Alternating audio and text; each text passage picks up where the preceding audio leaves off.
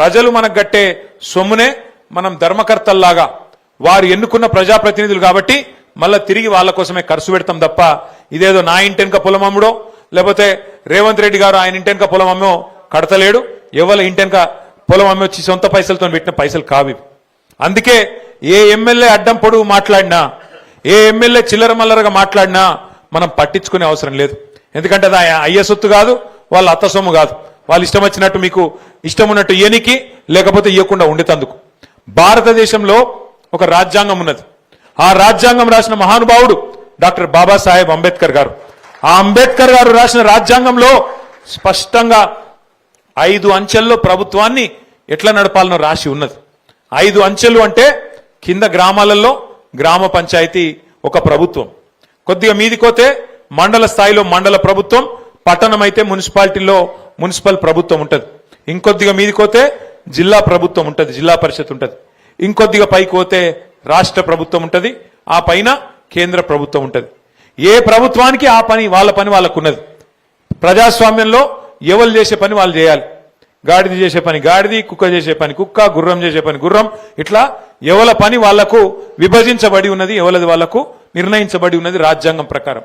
ఇందులో ఒకరికొకలకు ఎవరికేమి ఒకరి మీద ఒకరు డిపెండెంట్ కాదు, ఒకరి మీద ఒకరు ఆధారపడి లేరు. కలిసి పనిచేయాలి, సమన్వయంతో పనిచేయాలి. కానీ ఇప్పుడు మోడీ గారు నేను పైసలు ఇయ్యా అంటే రేవంత్ రెడ్డి దుకాణం బంద్ అవుతుందా? కాదు.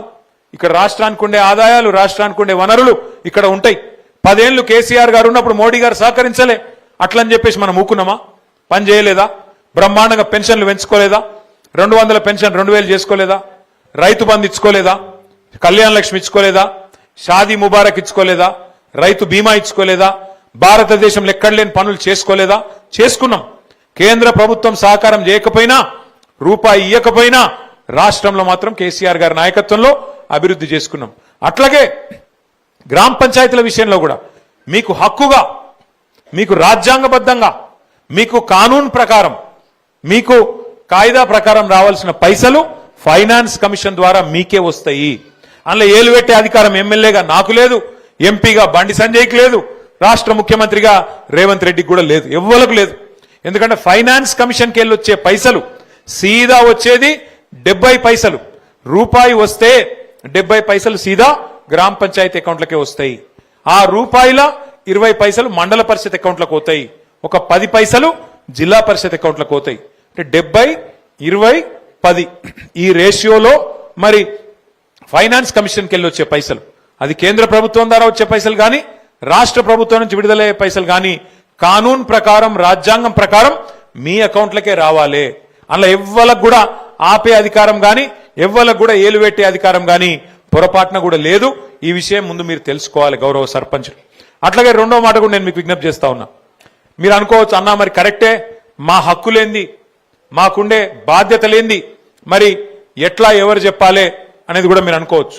ఏం చేద్దామంటే జిల్లా పరిషత్ ఎలక్షన్లు, మండల పరిషత్ ఎలక్షన్లు అయిపోయినాక మొత్తం గెలిచిన ఎంపీటీసీలు, గెలిచిన సర్పంచులు, అట్లాగే జెడ్పీటీసీలు అందరం కూడా కూర్చొని పంచాయతీరాజ్ చట్టానికి సంబంధించిన నిపుణులు, నిష్ణాతులు, మన పార్టీ నాయకులే కాదు చాలా మంది పెద్దలు కూడా ఉన్నారు, వాళ్ళని కూడా పిలుచుకొని మీకు ప్రత్యేకంగా వర్క్ షాప్ ట్రైనింగ్ కూడా నిర్వహించి శిక్షణ కార్యక్రమాలు కూడా పెడతాం. దానివల్ల ఏమవుతుందంటే మీకు మీ బాధ్యత తెలుస్తుంది, మీ హక్కుల గురించి తెలుస్తుంది. మిమ్మల్ని ఎవడు బెదిరించినా బెదరాల్సిన అవసరం లేదు. వార్డు సభ్యులు కానీ, ఉప సర్పంచ్ కానీ, సర్పంచ్ గారు కానీ ఎట్లా పనిచేయాలో కూడా తెలుసుకునే అవకాశం ఉంటుంది.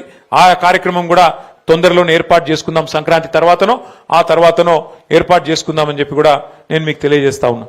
ఇది నేను ఎంపీటీసీ జెడ్పీటీసీ ఎలక్షన్ తర్వాత అని ఎందుకంటున్నా అంటే దాని వెనుక కూడా ఒక చిన్న మర్మం ఉంది. ఇప్పుడు ఏమైతుందంటే నేను గమనించిన, నేను గతంలో పంచాయతీరాజ్ మంత్రిగా కూడా పనిచేసిన, ఏమైతుందంటే గ్రామ పంచాయతీలేమో సిరిసిల్లలో 117 ఉన్నాయి, ఎంపీటీసీలేమో 57 ఉన్నాయి. ఇప్పుడు ఎంపీటీసీ గారు ఏమనుకుంటారో తెలుసా, రేపు గెలిచినాక అగో సర్పంచ్ ఏమో ఒక ఊళ్ళో గెలిచిండు, నేనేమో 3 ఊళ్ళో మధ్యలో గెలిచిన, మరి నేను పెద్దోన్ని కదా, నా గ్రామ పంచాయతీలో కుర్చీ లేకపోతే ఎట్లా, మరి నాకు పెద్దరికం ఉండాలి కదా అని ఎంపీటీసీ గారు అనుకుంటారు. కానీ నిజానికి చెప్పాలంటే మన రాజ్యాంగం కానీ, మన పంచాయతీరాజ్ చట్టం కానీ చాలా స్పష్టంగా ఉన్నది.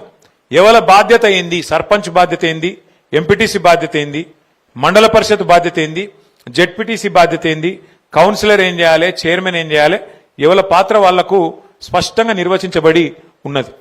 ఇప్పుడు మీరందరూ టీవీలలో ఆ ప్రకటన చూసే ఉంటారు. భగవంతునికి భక్తునికి అనుసంధానమైంది ఏమిటిది? వా, నేను చెప్తున్నా అంబికా దర్బారునికి అయితే నేను ఎంత ప్రచారం చేస్తున్నా అంటే వాళ్ళు నాకేమన్నా ఇవ్వాలి పైసలు లెక్కకైతే గత ప్రచారం చెప్తున్నా నేను. ఆ అంబికా కృష్ణ గారు ఎక్కడున్నాడో అయ్యా టీవీలో చూస్తే జల్ది వచ్చి మా సిరిసిల్ల కొంత సాయం చేసిపో. నేనేమంటున్నా అంటే భగవంతునికి భక్తునికి అనుసంధానం ఏమిటిది? అగరవత్తి. గట్లనే గ్రామ పంచాయతీకి మండలానికి అనుసంధానంగా ఉండేది ఎవరు? ఎంపీటీసీ గారు. ఆయన గ్రామ పంచాయతీల కృషి కోసం కొట్లాడద్దు ఎంపీటీసీ గారు. ఆయన ఏం చేయాలంటే 70-20-10 పైకెళ్ళి రూపాయి వస్తే కేంద్ర ప్రభుత్వంకి వెళ్ళి కానీ రాష్ట్ర ప్రభుత్వంకి వెళ్ళి కానీ వచ్చే రూపాయల 10 పైసలు జిల్లా పరిషత్కి పోతాయి, 20 పైసలు మండల పరిషత్కి పోతాయి, 70 పైసలు గ్రామ పంచాయతీకి వస్తాయి. వచ్చినప్పుడు మరి ఆ 20 పైసలు ఏవైతే మండల పరిషత్లు ఉన్నాయో వాటిని మా ఊరిలో ఎట్లా పెట్టాలి, అందులోకెళ్ళి కొంత తెచ్చుకొని మా ఊర్లో సర్పంచ్ గారితో సమన్వయంగా, ఇప్పుడు సర్పంచ్ గారు సీసీ రోడ్ వేస్తున్నారు, నువ్వు కూడా మళ్ళీ అదే రోడ్ తినలావు, పక్కకు మోరో లేకపోతే ఇంకోటో ప్రజలకు పని కొట్టేది కలిసి మెలిసి ఎట్లా పనిచేయాలి, ఒక సమన్వయం